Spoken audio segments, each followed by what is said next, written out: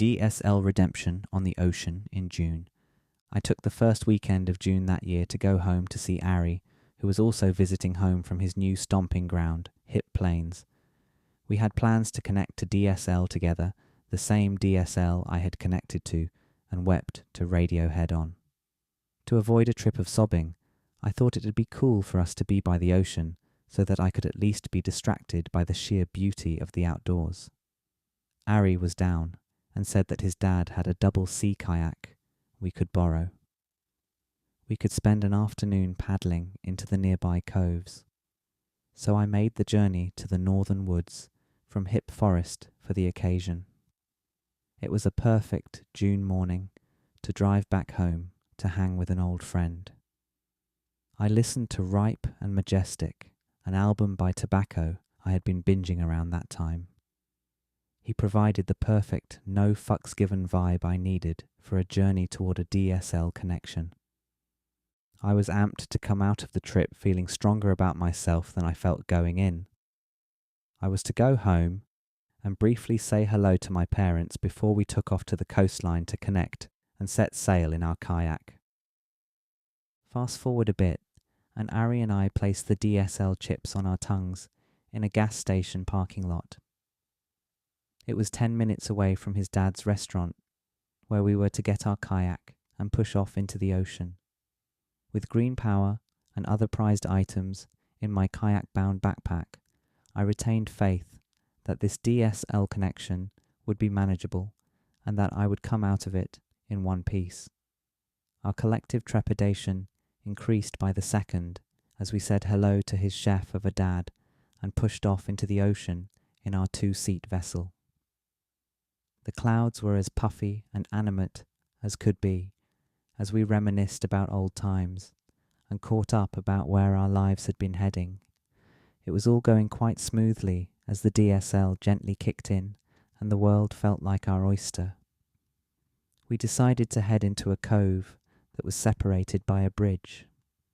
The cove had a tiny island consisting of few rocks and sand, so we figured we'd dock there for several hours while the DSL peaked in our systems and we enjoyed some green power. The only thing was that the entrance to the cove was a narrow passageway under a bridge, the tide flowing into the cove with a considerable pull. We had to make a snap decision about whether we would be able to handle going through without capsizing or possibly harming ourselves. Were we too far in the great unknown to make a responsible assessment? We ended up taking the chance and were cleanly shot through to the other side with gentle ease, like a ride for children. We cracked up as we realized we had completely overthought the entire thing and made our way over to the little island. In the distance, I could see a group of Canadian geese gathered by the shoreline, and I fancied that they looked far bigger than usual. After a pass under the bridge, who knew what was possible in the secluded cove? The DSL played with my depth perception and my sense of how things worked on the water. Perhaps the geese were closer than I could tell. They drifted toward us, and I grew slightly paranoid, as I realized close contact with a goose was a world of mystery to me that could lead to pain. Luckily, they changed their course, and we arrived at our destination just fine. As we sat on the island and enjoyed the green power, I started to see some classic ancient wise faces emerge from the clouds, and I thought of our life on Earth as a petri dish. Surely our snow globe of a planet was entertainment for some higher forms. I thought of Luna and felt really bad about cheating on her, though also felt strong hope that we might get on the same page again. I knew that there were some serious disagreements between us, but didn't we ultimately want the same thing? To be loved without judgment, unconditionally even. In this moment, I felt like only the most positive outcomes were possible, as if they were undeniably inevitable. I could sense a guiding positive energy up there in the sky, assuring me that both Luna and I would end up fine no matter what. What an odd world it was, but how amazing that I could sit peacefully on this tiny rock island, safe from all outside forces of chaos, all to safely reflect on where my life was going. It was just what I needed, and I felt revived in my ability to navigate social and emotional realms. My gaze shifted to the water directly in front of me. I heard the sound of a small rock hitting the water and saw what looked like a fishing lure plop out of the ocean and dangle over the surface, as if the wielder of the rod were right behind me. I took my shades off to get a closer look, and the lure and line seemed to disappear in accordance with the removal of my shades. I was confused and almost sure that some extraterrestrial force had just screwed around with me in my vulnerable state. Ari posited that it was a bait fish, a fish that makes the illusion of a lure above the water in order to catch other fish, but I wasn't very convinced, unsure of whether I had just experienced a real hallucination in that moment. I deemed the DSL connection sufficiently powerful and was pleased with the medley of unusual sensory experience. After a little green power consumption, we realized we had been on the island for several hours, and with the sun well on its way to setting, we decided it was time to head back to the coastline by the restaurant where our journey had started. As we pushed off in the double kayak, with me in front and Ari in back, there was a sense of calm that was almost a little too calm. We shared some verbal exchange in which I expressed being in awe of our beautiful, relatively safe existence, and Ari replied with a polite yet sinisterly dismissive, "Oh yeah." Though I had known Ari since we were 9 years old, I suddenly became paranoid about the reality behind his existence, similar to my devil delusion, but this could have been even bigger. Who or what was the driving force behind this reality? Was Ari a part of a greater deception, a casual frequenter of the great unknown, serving his oddly specific purpose in my impossibly complex hallucination of life?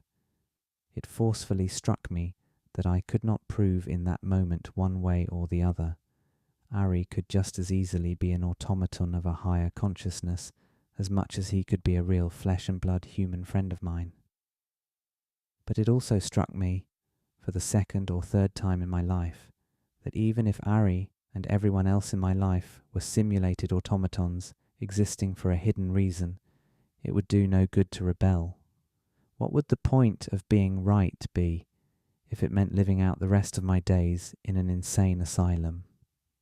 So again, I clung back to my better intuition that having trust in all experiences presented to me was the way to go for better universal harmony, and so I should get back to the reality of kayaking in the ocean with my friend Ari. Yes, paranoia was better than para. We went back the way we came, except this time we had to carry the kayak over the bridge, the tide not in our favour, for an exit under the bridge. Without much trouble, we were back on the other side of the cove and took our time making our way back to the restaurant.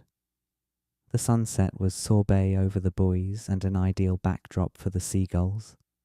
I marvelled at the multi-million-dollar houses nested on the coastline and felt lucky to be so native to this part of the world and to be able to access it while connected to DSL with such ease.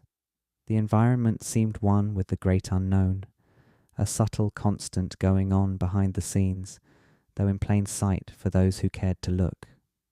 Maybe those were just more bird paranoia thoughts, but probably more so peaceful insights about the fractal unity of all matter and energy via the performance of nature at large.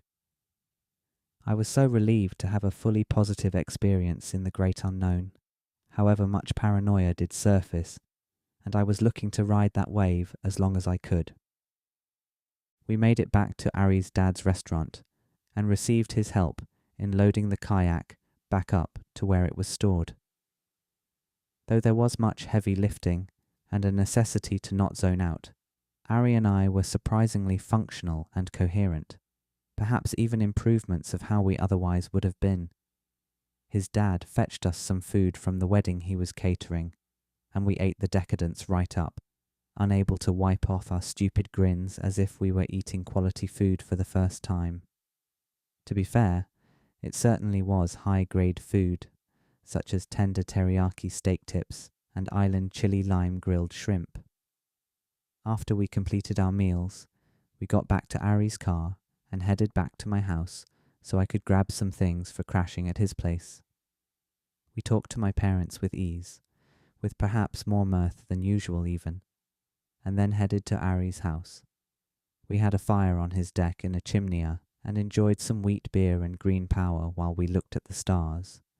As I gazed up at the sky, the stars seemed wobbly and fierier in nature than I had before seen. I enthusiastically talked to Ari, who eventually had to shush me because I was talking loudly about my love of powers, and his mother could be listening in nearby. I had very little to complain about by the end of the journey, and was back to where I liked to be with the great unknown. Beauty was revealed and objective wisdom was served up by the sky gods.